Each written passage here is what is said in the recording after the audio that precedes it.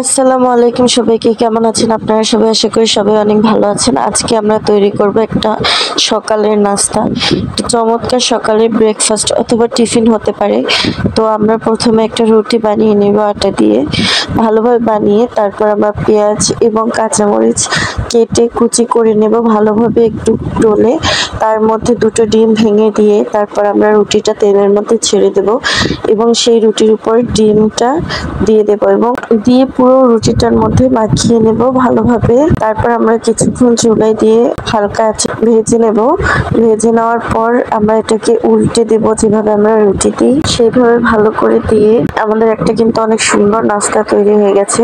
এটা আমরা সকালে বাচ্চাদের টিফিনের ব্রেকফাস্টে দিতে পারি। সাধারণ তেলের পরোটা তো সবাই খায়, কিন্তু তার সাথে একটু ডিম দিয়ে এভাবে করে নিলে এটা আরো বেশি মজাদার হয়ে যায়।